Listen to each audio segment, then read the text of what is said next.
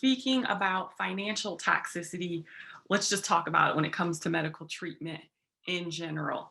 Um, Financial toxicity comes in many forms, and I can speak to this a little bit on a personal level. I myself was a cancer patient when I was a doctoral student, and I had to take 9 months off of school and do chemo and surgeries and the whole 9 yards. And the strain that that puts financially on a family depends on, what kind of safety guards you have in place ahead of time. When you're not expecting to get cancer when you're, a young person, it can throw a monkey wrench for sure. And so, in my own personal situation, my husband owns a barbershop, and he doesn't have sick days, right? So if he doesn't go to work, then he doesn't come home with money.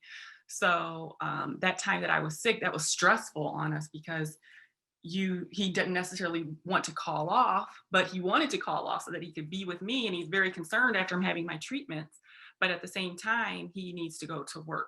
And so the stress that that creates for the patient, for the caregiver, that doesn't necessarily lend itself to the healing process, because what we know is that stress kills, literally, quite literally. And I've published on that topic before as it pertains to prostate cancer.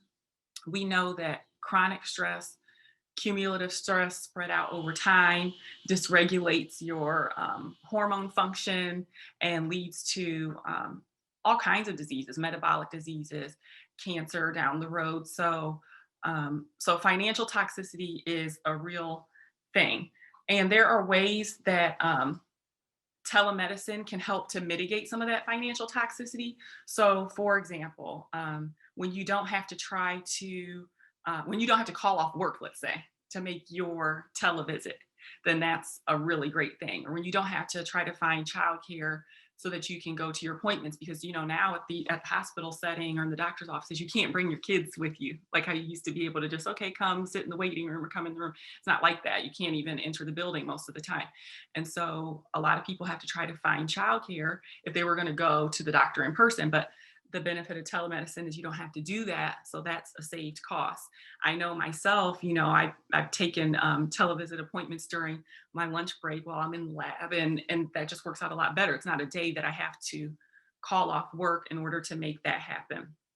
The other way that telemedicine can help reduce cost is there can be reduced visits to, let's say, urgent care or the emergency room. I can think of a few situations during this quarantine era with my kids, even where, certain symptoms come up, and I think, oh, I really need to take them to urgent care.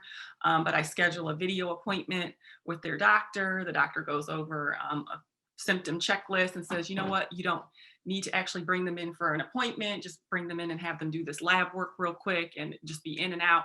And then we'll let you know if there needs to be a follow-up. And then, most of the time there doesn't need to be a follow-up, or there's just a prescription that's needed. And you avoid that extra cost of what going to urgent care would have been, going to the emergency room would have been, and you're reducing your exposure to COVID, which is not a financial toxicity question, but that's a benefit that telemedicine has as well.